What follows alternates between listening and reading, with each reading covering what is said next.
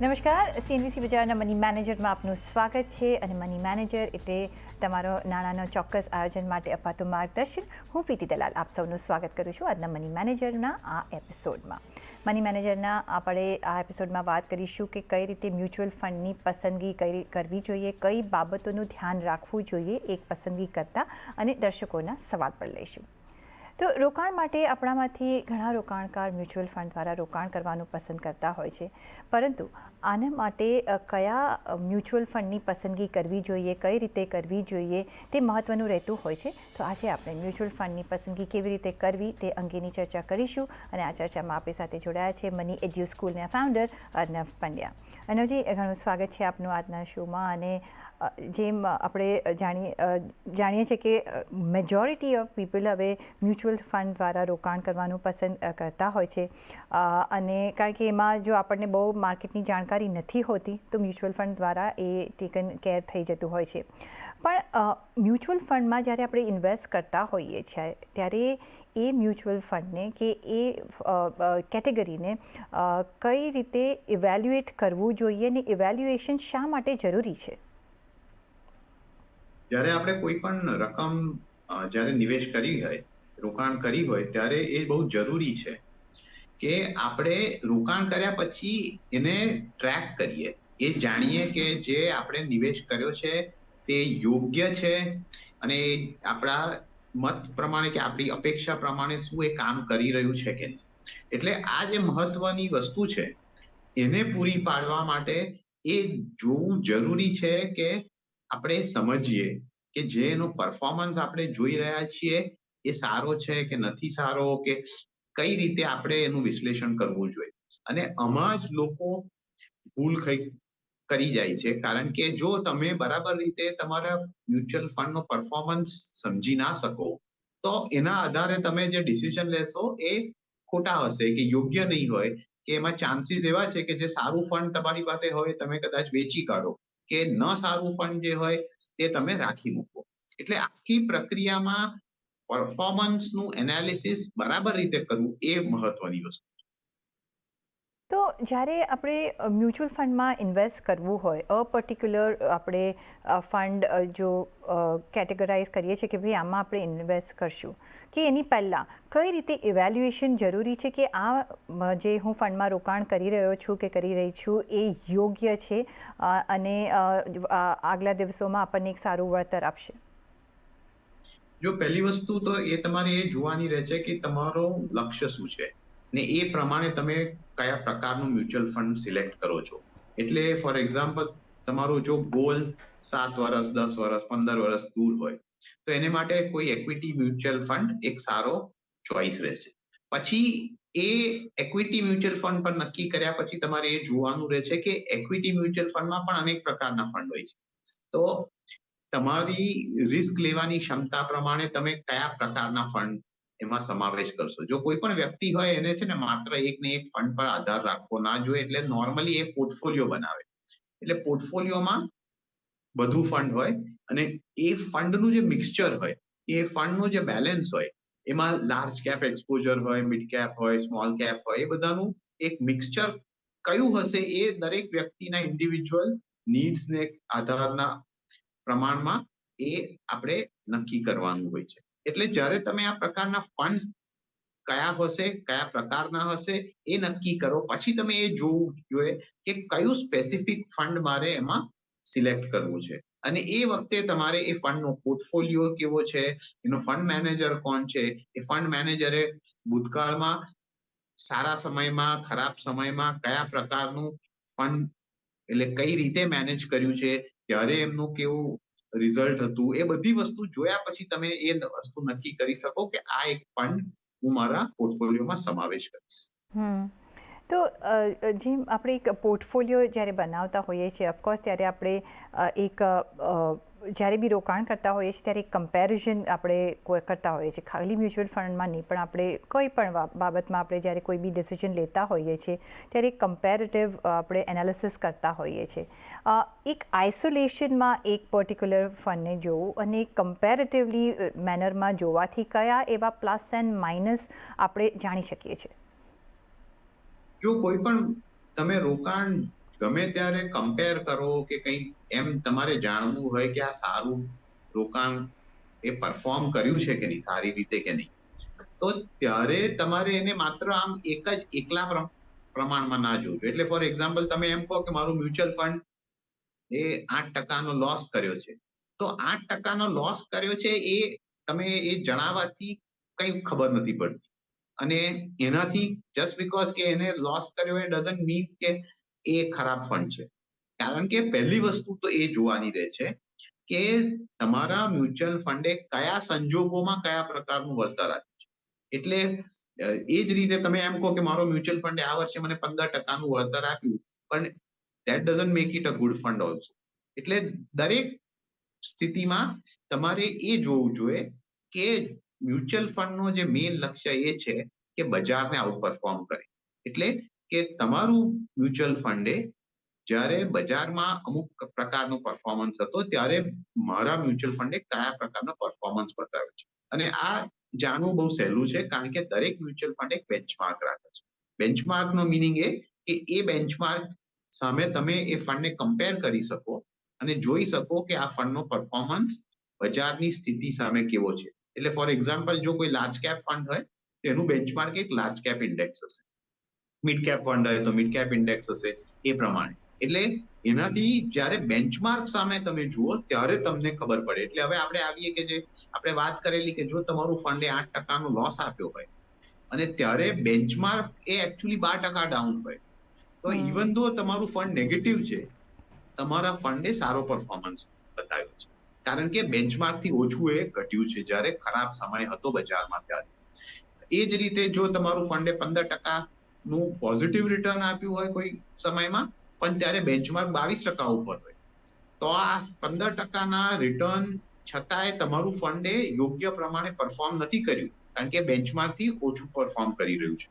એટલે આ રીતે પરફોર્મન્સને એક કન્ટેક્સ્ટમાં મૂકવું, કોઈ બીજું બેન્ચમાર્ક લાવવું એ બહુ જરૂરી છે. હવે એકવાર તમે બેન્ચમાર્ક સામે જોયું કે બેન્ચમાર્કને શું આઉટ પરફોર્મ કર્યું છે કે નહીં, પછી તમે એ જ કેટેગરીના બીજા ફંડ સામે પણ તમે તમારું ફંડનો પરફોર્મન્સ જોઈ શકો છો. કે માનો કે તમારું ફંડ -8% છે, બેન્ચમાર્ક -12% છે, તો બીજા ફંડ આ જ પ્રકારની કેટેગરીમાં કેવા છે, એ લોકો શું -10% છે કે એમાંથી પણ કોઈ -4% છે, એ બધું પછી તમે સેકન્ડ સ્ટેજમાં જોઈ શકો છો. તો એક બેન્ચમાર્ક છે એ એક ઇમ્પોર્ટન્ટ રોલ પ્લે કરતું હોય છે જ્યારે પણ તમે એક મ્યુચ્યુઅલ ફંડમાં નિવેશ કરો છો, કે તમારા રિટર્ન્સ જ્યારે તમે કેલ્ક્યુલેટ કરો છો કે આપણે નહીં તો અર્ણવજી એવું હોતું હોય છે કે ભાઈ મારા તો રિટર્ન્સ નેગેટિવ આવ્યા છે એટલે મારું મ્યુચ્યુઅલ ફંડે સારું કામ કર્યું નથી, કે મારા પોઝિટિવ આવ્યા છે તો સારું કામ કર્યું છે, પણ it can be vice versa. તો જ્યારે આપણે નિવેશ કરતા હોઈએ છીએ અર્ણવજી, મ્યુચ્યુઅલ ફંડ એક સિલેક્ટ કરતા હોઈએ છીએ, ત્યારે જો મેઇન કેરેક્ટરિસ્ટિક્સ આપણે જો જોવા હોય તો કયા જોવાના ને કઈ રીતે આપણે સિલેક્શન કરી શકીએ કે ભાઈ હવે હું આમાં રોકાણ કરીશ? કયા એવા મેઇન પરિબળો છે કે જે આપણે ચેક કરવા જ રહ્યા? તો જે મેઇન પરિબળો કોઈ પણ ફંડ હોય તો એ પહેલા એ જોવાનું રહે છે કે ફંડ મેનેજર કોણ છે, એ કઈ રીતે મેનેજ કરે છે, એની સ્ટાઇલ ઓફ મેનેજમેન્ટ કઈ છે. કારણ કે માત્ર એમ કહી દઉં કે એક ઇક્વિટી ફંડ છે કે એક ડેટ ફંડ છે, તેનાથી કંઈ ખબર નથી. ઇક્વિટી કયા પ્રકારનું ઇક્વિટી ફંડ છે, કયા પ્રકારનું ડેટ ફંડ છે, એનો ફંડ મેનેજર કોણ છે, એ ફંડ મેનેજરની સ્ટાઇલ શું છે. કારણ કે બે ઇક્વિટી ફંડ હોઈ શકે, સેમ કેટેગરીમાં હોઈ શકે, પણ એક ફોર એક્ઝામ્પલ કદાચ ગ્રોથ સ્ટાઇલથી મેનેજ થતું હોય, એક વેલ્યુ સ્ટાઇલથી મેનેજ થતું હોય, તો જુદા જુદા સમયમાં આ બંને ફંડ જુદા જુદા પરફોર્મન્સ આપશે. એટલે fund manager, any style of management, પછી તમે આવો છો કે એનો પોર્ટફોલિયો કેવો છે, એ પોર્ટફોલિયોમાં કયા પ્રકારનું એ રિસ્ક લે છે, કયા પ્રકારના હોલ્ડિંગ્સ છે એમાં, અને પછી તમારે એ જોવાનું રહે છે કે પાસ્ટમાં જ્યારે સારો સમય હતો ત્યારે ફંડે કેવું પરફોર્મ કર્યું હતું, જ્યારે ખરાબ સમય હતો ત્યારે ફંડે કેવી રીતે પરફોર્મ કર્યું હતું, એના બેન્ચમાર્ક સામે 1 વર્ષ, 3 વર્ષ, 5 વર્ષ, 7 વર્ષ સામે ફંડનો પરફોર્મન્સ કેવો છે, બીજા ફંડ સામે પરફોર્મન્સ કેવો છે, આ બધું તમે જુઓ, પછી તમે નક્કી કરી શકો કે મારે આ એક સ્પેસિફિક ફંડ મને મારા પોર્ટફોલિયો માટે, મારા ગોલ્સ માટે યોગ્ય છે. સાથે અનુજી આપણે એમ પણ જોયું છે કે ઘણા બધા ઇન્વેસ્ટર્સ એક પાસ પરફોર્મન્સ જોતા હોય છે મ્યુચ્યુઅલ ફંડમાં રોકાણ કરતી વખતે. આ મુદ્દો કેટલો ઇમ્પોર્ટન્ટ છે જ્યારે આપણે ઇન્વેસ્ટ કરતા હોઈએ છીએ મ્યુચ્યુઅલ ફંડમાં? તો પાસ્ટ પરફોર્મન્સ જેમ કે મેં સમજાવ્યું તે જોવો જરૂરી છે, પણ એને માત્ર પરફોર્મન્સ તરીકે જોવો જરૂરી નથી કે એ તમને કોઈ ફ્યુચરમાં શું થશે બતાવશે નહીં. એટલે તમારે એ જોવું જોઈએ કે પાસ્ટ પરફોર્મન્સ શું બેન્ચમાર્ક થી સારો છે કે નહીં એ જોવાનું મહત્વનું છે. લોકો કેવું કરે છે કે પાસ્ટ પરફોર્મન્સ કહે છે કે જો છેલ્લા 1 વર્ષમાં આ ફંડે 30% રિટર્ન આપ્યું છે એટલે હું ફંડ સિલેક્ટ કરું છું. આ વાત યોગ્ય નથી, કારણ કે જે પાસ્ટમાં થઈ ગયું એ તો થઈ ગયું. હવે જે થઈ ગયું છે એના પ્રમાણે તમે આગળ નક્કી ના કરી શકો કે શું રિટર્ન આવશે. આગળ કેવા પ્રકારનું રિટર્ન આવશે, શું હશે, એ માત્ર ને માત્ર પોર્ટફોલિયો જોવાથી ખબર પડે છે. અને એવું બહુ વાર બનતું હોય છે કે જે એક કોઈ ફંડ હોય તે અમુક સમય માટે એના જે હોલ્ડિંગ્સ હોય તે સારું બજારમાં પરફોર્મ કરે એટલે એનું રિટર્ન વધી જાય. હવે એ રિટર્ન વધવાથી લોકોને થાય કે જો આ ફંડ બહુ સારું કરે છે, બહુ સારું કરે છે, એમ કરીને એમાં રોકાણ કરે. પણ એનો એવો મિનિંગ નથી કે આ પ્રકારનો પરફોર્મન્સ આગળ જતા ચાલુ રહેશે. એટલે આગળ પછી એ ડિસઅપોઇન્ટ થાય કે આ એનું પરફોર્મન્સ આવ્યો નહીં. એટલે પરફોર્મન્સને ચેઝ કરવાની જરૂર નથી. તમારે પરફોર્મન્સને યોગ્ય રીતે જોવો જરૂરી છે. તમારું ફંડ ટોપ પરફોર્મર ના હોય તો પણ એમાં કોઈ વાંધો નથી. એક કન્સિસ્ટન્ટ પરફોર્મર હોવું આ મહત્વનું છે. કન્સિસ્ટન્ટ એટલે સારા સમયમાં એ બેન્ચમાર્કને હરાવતું હોય અને ખરાબ સમયમાં એ બેન્ચમાર્ક કરતા ઓછું પડતું હોય. આવા પ્રકારનું ફંડ જો તમે સિલેક્ટ કરો તો તમને આશ્વાસન રહે કે બંને પ્રકારની બજારની સ્થિતિને યોગ્ય રીતે પહોંચી વળશે. તો એક કન્સિસ્ટન્સ પરફોર્મન્સ હોવું ઘણું જ જરૂરી છે અને એમાં આવી તમે બેન્ચમાર્ક પર એક વધારે ભાર આપજો જેથી તમને ખબર પડી શકે કે તમારું ફંડ જે છે કઈ રીતે પરફોર્મ કરી રહ્યું છે. પણ અનુજી, સપોઝ તમને શું લાગે છે કે જે આખું વર્ષ રહ્યું છે એમાં કયા ફંડ્સે એવું સારું એવું કન્સિસ્ટન્સ પરફોર્મન્સ આપ્યું છે કે જે આપણા બેન્ચમાર્ક્સને પણ મળી રહ્યું છે, maybe category wise if you can say? તો કેટેગરી વાઇઝ તમે જુઓ તો છેલ્લા 2 થી 3 વર્ષમાં જે લાર્જ કેપ કેટેગરી છે તે તેના બેન્ચમાર્કને બીટ કરી નથી શકતું અને એમાં અંડર પરફોર્મન્સ મોટા પ્રમાણમાં આવ્યો છે. આની સામે તમે જુઓ તો ઘણા બધા ફ્લેક્સી કેપ ફંડે તેમના બેન્ચમાર્કને બીટ કર્યો છે. મિડ કેપ અને સ્મોલ કેપ સેક્ટરમાં નિયરલી 90% ફંડ એ તેમના બેન્ચમાર્ક્સને બીટ કર્યા છે. એટલે જેમ જેમ તમે લાર્જ કેપ સ્પેસ તરફ જાઓ છો, જે ફંડમાં લાર્જ કેપનું કોન્સન્ટ્રેશન વધારે છે ત્યાં તમને આઉટ પરફોર્મન્સ ઓછો જોવા મળે છે ને એ સ્વાભાવિક છે, કારણ કે એ નેચર છે કે લાર્જ કેપ સ્ટોક્સ ભારતમાં માત્ર ટોપ 100 સ્ટોક્સ છે અને એ 100 સ્ટોક્સમાં કન્સિસ્ટન્ટલી આઉટ પરફોર્મન્સ કરવું થોડું અઘરું બની ગયું છે, જે તમને અનેક ડેવલપ માર્કેટ્સમાં પણ જોવા મળે છે. જ્યારે કે મિડ કેપ સ્મોલ કેપ સ્પેસમાં સ્કોપ વધારે છે ફંડ મેનેજર માટે સારું સ્ટોક સિલેક્શન કરીને, જેને લીધે તે લોકો આઉટ પરફોર્મ કરી શકે. એટલે અક્રોસ કેટેગરીઝ તમે આજની હાલતમાં આવી સ્થિતિ જોઈ શકો છો કે લાર્જ કેપમાં આઉટ પરફોર્મન્સ અઘરું બની ગયું છે. તો હવે આગળ જતાં કઈ રણનીતિ અપનાવવાની રહેશે? જે પણ મ્યુચ્યુઅલ ફંડમાં ઇન્વેસ્ટ કરવા માંગે છે કે જેમનું ઇન્વેસ્ટમેન્ટ અત્યારે છે પણ બેન્ચમાર્કને મીટ નથી કરી રહ્યું, તો હવે નેક્સ્ટ યર તમને શું લાગે છે નેક્સ્ટ યર માટે, કે મે બી કારણ કે નેક્સ્ટ યર હું બોલી રહી છું કારણ કે હું અગર દિવાળીની બી વાત કરું તો તમને શું લાગે છે કે કયા એવા ફંડ્સમાં અત્યારે આપણે રોકાણની સ્ટ્રેટેજી રાખવી જોઈએ કે કઈ કેટેગરીમાં આપણે અપેક્ષા કરી શકીએ કે આ એક બીજા ફંડ્સ કરતાં એક વળતર સારું આપી શકે છે? જો દરેક જુદા સમયમાં જુદા કેટેગરીઝ પરફોર્મ કરશે એટલે તમને ખબર નથી કે ક્યારે બજારમાં લાર્જ કેપ રેલી આવે કે ક્યારે મિડ કેપની રેલી આવે. અમુક વાર મિડ કેપ જ ચાલતા હોય છે, લાર્જ કેપ નથી ચાલતા. તમારા પોર્ટફોલિયોમાં એક યોગ્ય મિક્સચર હોવું જોઈએ. લાર્જ કેપ ફંડ પણ હોવું જોઈએ કે લાર્જ કેપ ફંડનું એક્સપોઝર હોવું જોઈએ. તમે લાર્જ કેપ ફંડનું એક્સપોઝર એક લાર્જ કેપ કે લાર્જ એન્ડ મિડ કેપ કે ફ્લેક્સી કેપ ફંડ થી લઈ શકો છો. એ ઉપરાંત મિડ કેપ સ્મોલ કેપનું પણ એક્સપોઝર હોવું જરૂરી છે. જો આ રીતે તમે બેલેન્સ કરતા હો અને તમારી પાસે 4-5 કેટેગરીના ફંડ હોય તમારા પોર્ટફોલિયોમાં, તો એનો લાભ એ થાય કે કોઈ પણ સેક્ટર કે કોઈ પણ એરિયા બજારમાં ચાલતો હોય તો તમને તમારા પોર્ટફોલિયો પર એની પોઝિટિવ અસર દેખાવા.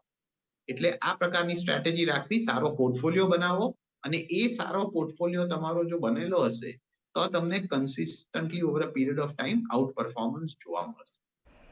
ઓકે, તો મ્યુચ્યુઅલ ફંડમાં ઓફકોર્સ રોકાણ કરો, પણ જ્યારે મ્યુચ્યુઅલ ફંડમાં રોકાણ કરો છો ત્યારે કયા પરિબળો તમારે ધ્યાનમાં રાખવાના છે એ ધ્યાનમાં રાખજો, અને પછીથી તમે કમ્પેરિઝન કરી શકો છો કે ઇવેલ્યુએટ કરી શકો છો કે ભાઈ તમારા બેંક જે મ્યુચ્યુઅલ ફંડનું જે બેન્ચમાર્ક હોય છે એના અગેન્સ્ટમાં પરફોર્મન્સ કેવું રહ્યું છે, પછી એ પોઝિટિવ હોય કે નેગેટિવ હોય, એ એક ક્રાઇટેરિયા હોતું હોય છે. અને તમે એના લીધે અને એની સાથે બીજા એ જ સેમ કેટેગરીમાં તમે કમ્પેર પણ કરી શકો છો ટુ નો કે તમારો જે મ્યુચ્યુઅલ ફંડ છે એમાં તમારા મુજબ એક રિટર્ન્સ મળી રહ્યા છે કે નહીં. પણ અત્યારે એક બ્રેકનો સમય થઈ ગયો છે, તો એક બ્રેક લઈશું અને ત્યારબાદ લઈશું દર્શકોના સવાલોના જવાબ. મારી સાથે જોડાયેલા રહેજો.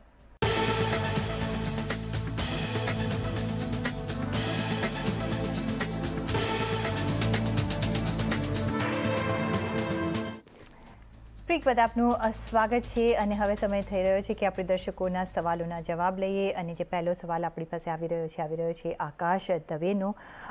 અને જે પૂછી રહ્યા છે કે ફ્રેન્કલિન યુએસ ઓપોર્ચ્યુનિટી ફંડમાં એસઆઈપીથી રોકાણ કરવું છે પરંતુ નથી કરી શકાતું, તો શા માટે અને કેવી રીતે આ રોકાણ કરી શકાય, તો શું સલાહ બને છે?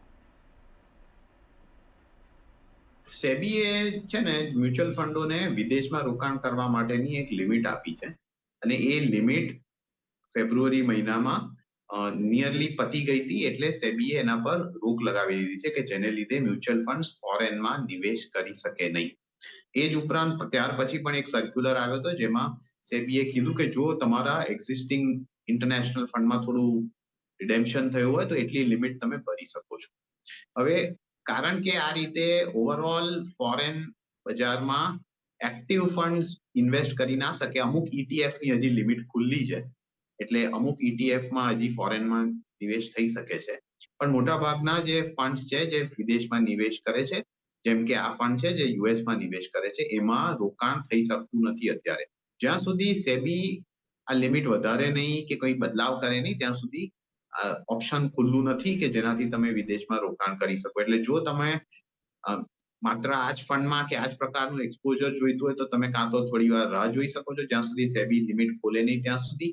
અને તમારે જો એ પહેલા જ કોઈ યુએસ એક્સપોઝર જોઈતું હોય તો જે ETF ખુલ્લા છે, એક્સચેન્જ ટ્રેડેડ ફંડ ફોરેનમાં નિવેશ કરતા, એમાં તમે નિવેશ કરી શકો. ઓકે, તો આકાશ, આઈધર તમે એક વેઇટ કરો કે જે ETF ખુલ્લા છે એમાં તમે નિવેશ કરી શકો છો. સેબીના એક અમુક રેગ્યુલેશન્સ હોતા હોય છે કે જ્યારે બી તમે ફોરેન ફંડ્સમાં ઇન્વેસ્ટ કરતા હો છો તો એમને એક લિમિટ આપવામાં આવતી હોય છે, અને જો એ લિમિટ એક્ઝોસ્ટ થઈ જતી હોય છે તો એ ફંડમાં તમે રોકાણ નથી કરી શકતા.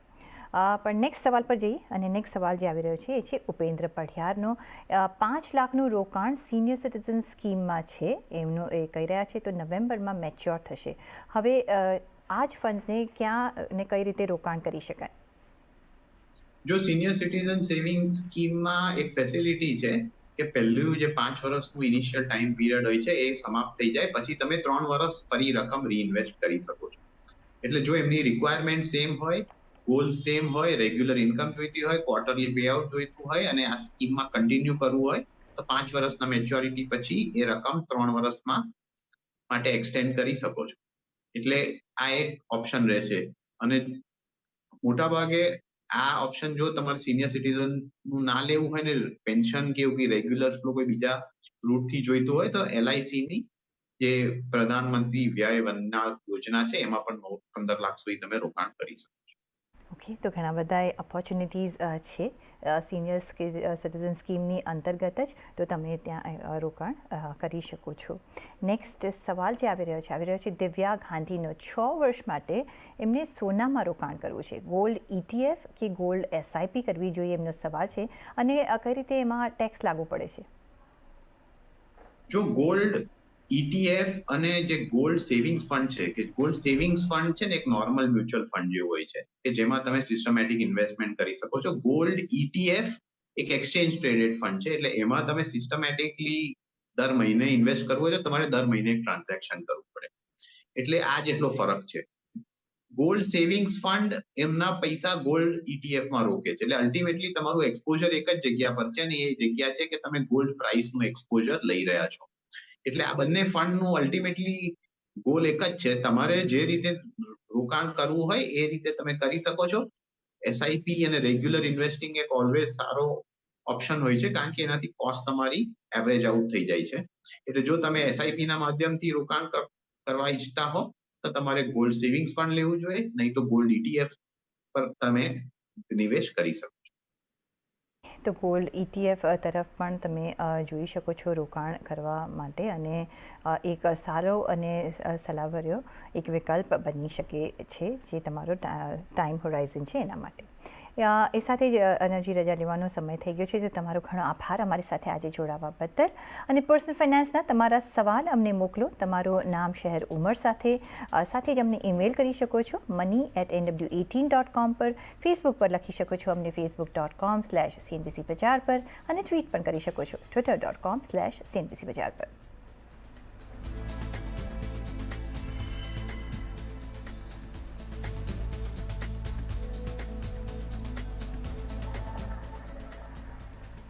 અને આ સાથે જ મની મેનેજરના આ એપિસોડમાં બસ આટલું જ. પાછા મળીશું નેક્સ્ટ એપિસોડમાં. ત્યાં સુધી આપશો રજા. નમસ્કાર.